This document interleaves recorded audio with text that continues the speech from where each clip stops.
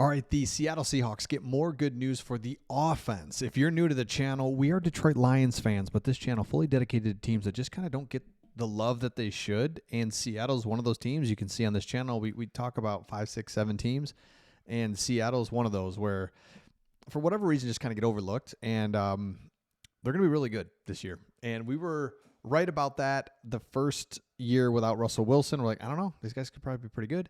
And you were, so we're on it again. Okay, here's good news number one is that OTAs have begun. And here's Gray Zabel doing work. You have the premier lineman in the draft. And he's yours. And he can play a lot of different positions, and he just upgrades.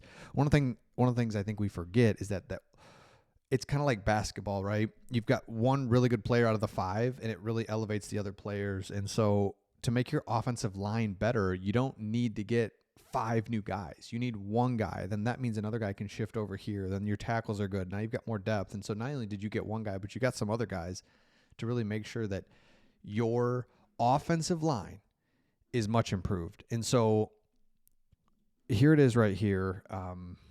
You draft Gray Zabel. You get Josh Jones from Baltimore for left tackle. You're counting on these other guys to be like, all right, dudes, Oluwatimi, like, be the guy we think that you can be. Because remember, he was a star, the best center in college football with Michigan, the best line in college football. And it's just like, all right, come on. And you somehow get him in the 5th round.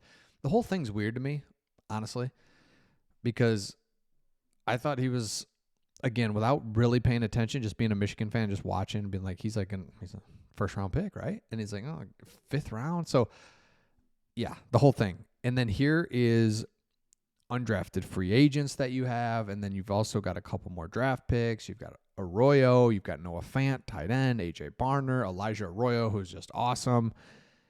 There's so many good things that you did offensively right there in adding those players. Next thing that, again, we've talked about the rookies, we've talked about it all, but when you start to say, okay, it all comes down to this guy, and it's just the way it is with football, but it's like Sam Darnold, especially as a Lions fan and being in the division and watching him play last year, it's like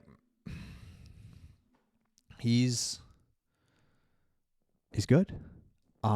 It's weird, honestly, because where was this been? What's kind of the situation? But he's big, strong, athletic, big arm.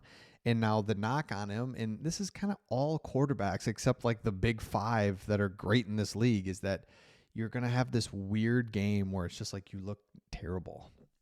Goff has them. Goff's numbers last year, unbelievable. Had 2 games where it was just like, oh, dude, that's so crazy. And it's like, yeah, see, Goff can't win. Can't win the big game. Can't win the big. It's like, dude, no, he had 2 games that were bad. The rest, incredible. That's Sam Darnold as well.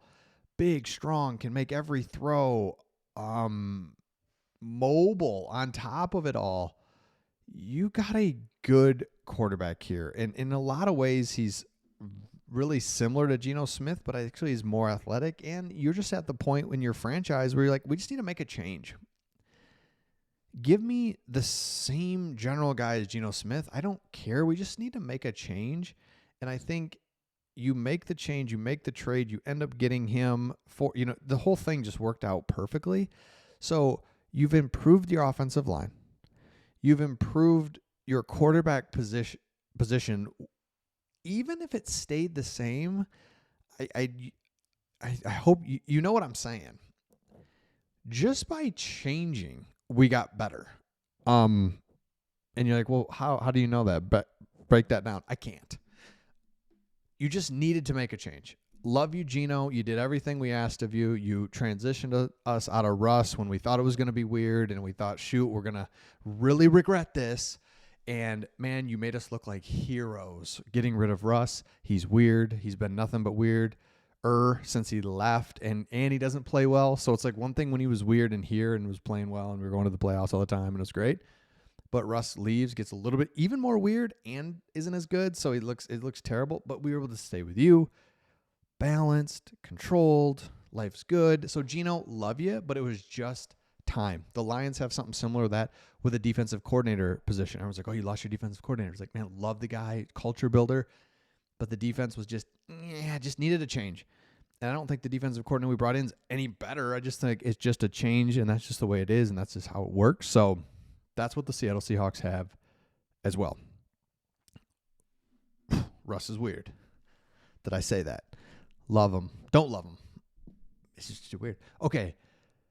And Cooper Kupp's out there running around in this weird mental state where he wants to prove everybody wrong.